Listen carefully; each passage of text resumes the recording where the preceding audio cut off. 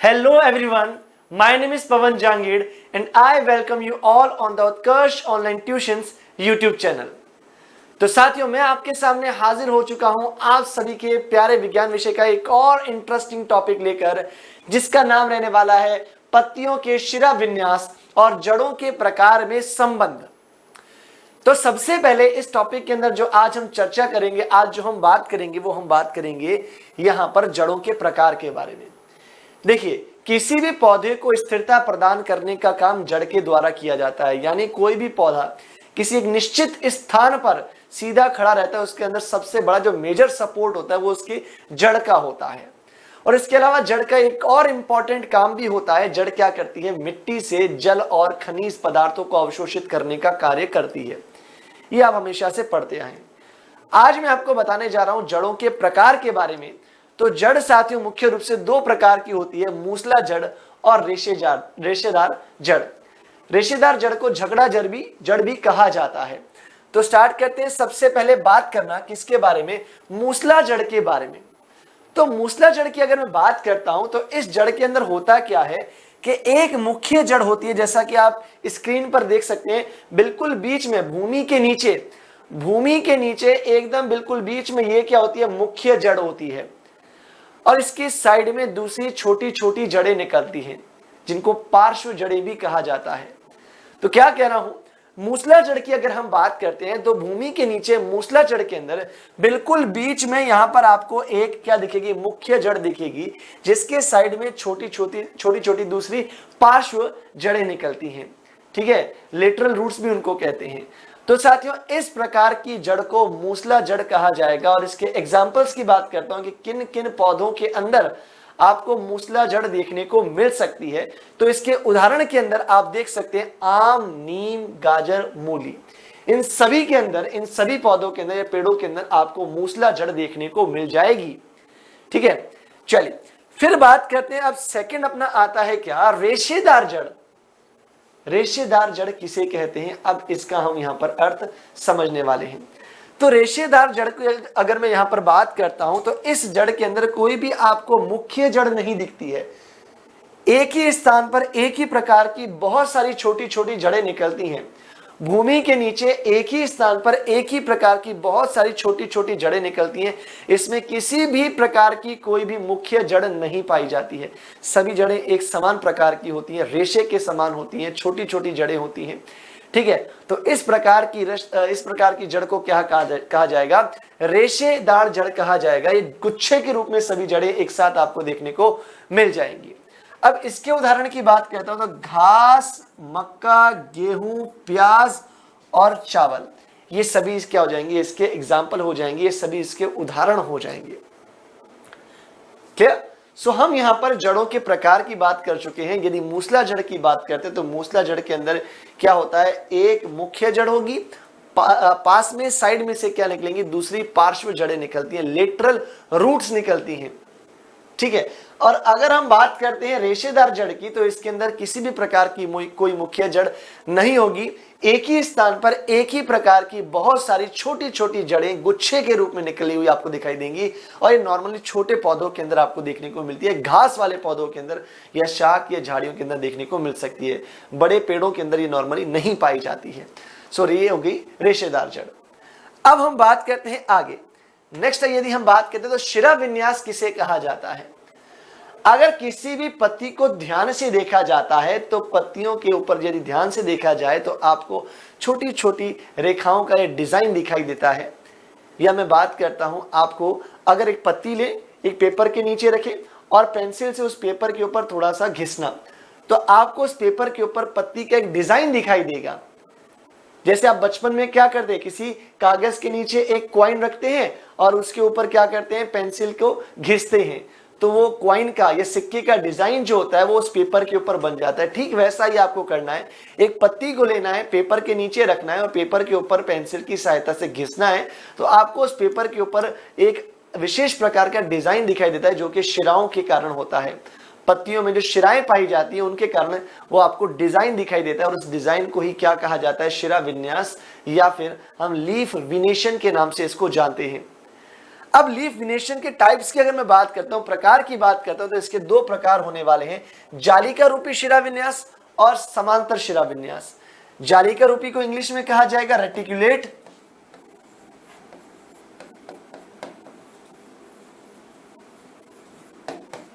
और अगर बात करें समांतर की तो इसे इंग्लिश में कहा जाएगा पैरेलल।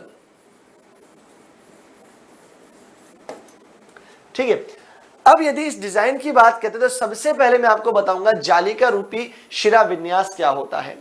जालिका रूपी शिरा विन्यास के अंदर यदि पत्ती की बात कही जाती है तो पत्ती के बिल्कुल बीच में आपको एक मोटी सी मध्य शिरा दिखाई देती है, मध्य शिरा या मिडरिब दिखाई देती है, और इसके साइड में यदि देखा जाता है तो आपको ऐसे जाल के रूप में अनेक शिराएं दिखाई देंगी, यानी शिराओं का पूरा जाल आपको यहां पर फैला हुआ दिखाई दे सकता है। ठीक है, तो यहां पर यदि इसकी बात करते हैं तो ये जालिका रूपी शिरा विन्यास जो होता है, इसके अंदर पत्तियों के बिल्कुल बीच में आपको एक मोटी मध्य शिरा देखने को मिलेगी, और इसके साइड में जो शिराएं, अन्य शिराएं पाई जाती है, उनका जाल पाया जाता है, नेटवर्क पाया जाता है। तो साथियों, इस प्रकार के शिरा विन्यास को क्या कहा जाएगा, इसे जालिका रूपी शिरा विन्यास कहा जाता है। और इस प्रकार का शिरा विन्यास आपको पीपल में, गुड़हल में, सरसों में, नींबू में और आम, इन सब के, नीम, आम, इन सब के पौधों के अंदर या पेड़ों के अंदर देखने को मिल सकता है। पीपल, गुड़हल, सरसों, नीम, नींबू, आम, ये सब इसके उदाहरण हो जाएंगे। इन सभी की पत्तियों के अंदर जालिका रूपी शिरा विन्यास या रेटिकुलेट विनेशन देखने को मिलता है। फिर यदि हम थोड़ा और आगे बढ़ते हैं तो आगे बढ़ने पर हम बात करेंगे अब समांतर शिरा विन्यास के बारे में। समांतर शिरा विन्यास में क्या कह रहे हैं कि पत्तियों के फलक को अगर देखा जाए या पत्तियों को ध्यान से देखा जाए तो शिराएं मध्य शिरा अथवा एक दूसरे के समांतर होती हैं। देखिए किस प्रकार से पत्ती बना के बता देता हूं आपको।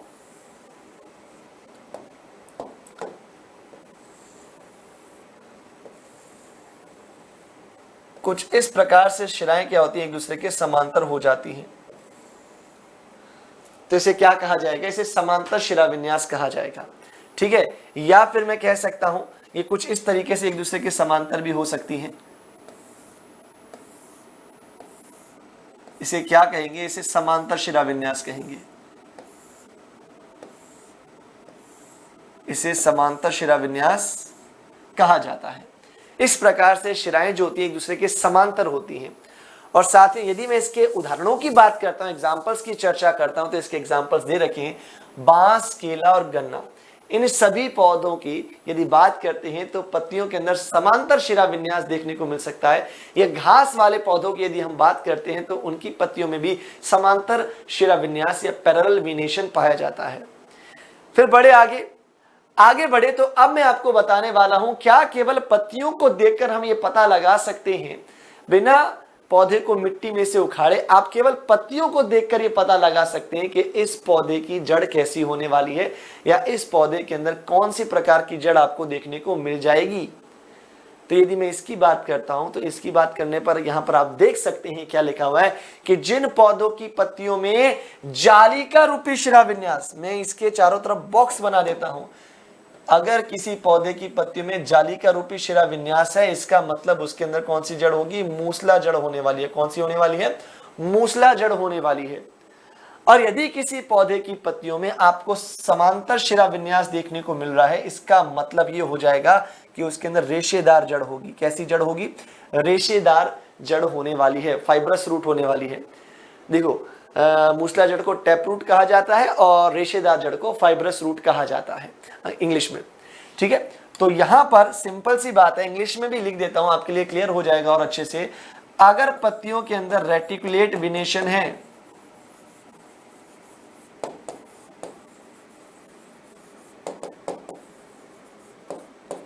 इसका मतलब रूट कौन सी होने वाली है, जड़ कौन सी होने वाली है, टैप रूट होने वाली है। बट अगर मैं बात करता हूं यहां पर कि पत्तियों के अंदर यहां पर कैसा पैरेलल विनेशन देखने को मिल रहा है,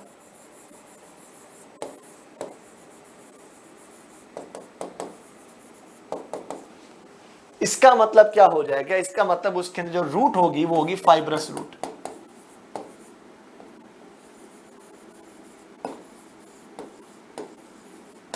ठीक है, इस प्रकार से केवल पत्तियों को देखकर हम ये पता लगा सकते हैं कि किसी पौधे की जड़ कौन सी होने वाली है।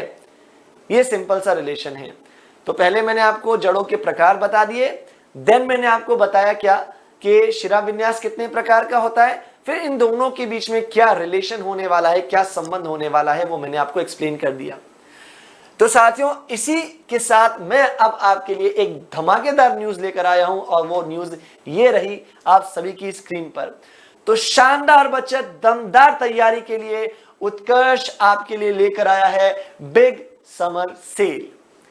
ये सेल साथियों 14 जून से 20 जून तक रहने वाली है और इसके अंदर आपको क्या लाभ होने वाला है, क्या फायदा होने वाला है, चलिए समझते हैं। तो उत्कर्ष ऐप में कक्षा 6 से 10 के सभी ऑनलाइन कोर्सेज के ऊपर रहने वाली है भारी छूट। कितनी छूट है? भारी छूट देख सकते हैं स्क्रीन पर, अप टू 90% तक डिस्काउंट। और उसके साथ साथ एडिशनल क्या है, अतिरिक्त क्या है? तो अतिरिक्त ये है साथियों आप सभी के लिए 13% एक्स्ट्रा डिस्काउंट। 13% एक्स्ट्रा डिस्काउंट और मिल रहा है, अतिरिक्त है। इसके लिए आपको एक कूपन कोड अप्लाई करना है जिसका नाम है UC13। UC13। और साथियों अगर मैं बात बताना चाहूं आपको तो यहां पर उत्कर्ष ऑनलाइन ट्यूशंस के एकेडमिक सेशन 2024-25 की बात कर रहा हूं, पुराने कोर्स नहीं, लाइव कोर्सेज की बात कर रहा हूं। तो हिंदी मीडियम और इंग्लिश मीडियम की यहां पर मैं बात कर रहा हूं। तो CBSE, RBSE, MP, UP, Bihar board, इनके अगर प्राइम बैच की बात करता हूं तो प्राइम बैच के अंदर क्लास 6 to 8 के कोर्स का प्राइस रहने वाला है 2500 यानी 2500, 2500 रुपए मात्र। क्लास 9-10 का प्राइस रहने वाला है कितना? 3600, 3600 रुपए। क्लास 11-12 आर्ट्स और साइंस का प्राइस रहने वाला है 4200 रुपीज, 4200 रुपए। ठीक है। और कूपन कोड क्या अप्लाई करना है मैं आपको ऑलरेडी बता चुका हूं। 13% एक्स्ट्रा डिस्काउंट के लिए आप यहां पर UC13 का कूपन कोड अप्लाई कर सकते हैं। कूपन कोड को अप्लाई करके आप 13% का अतिरिक्त डिस्काउंट भी प्राप्त कर सकते हैं। अब साथियों यहां पर प्राइम बैच के क्या क्या स्पेशल फीचर्स रहने वाले हैं, क्या क्या आपकी खास बातें मिलने वाली हैं। तो देखिए, बोर्ड क्लासेस की बात करता हूं, एक तो आपको कंप्लीट सिलेबस करवाया जाएगा, complete syllabus. Next, complete syllabus के बाद जब सिलेबस कंप्लीट होगा देन उसके बाद क्रैश कोर्स भी आपको करवाया जाएगा। क्रैश कोर्स के बाद आपको मॉडल पेपर्स भी प्रोवाइड करवाए जाएंगे।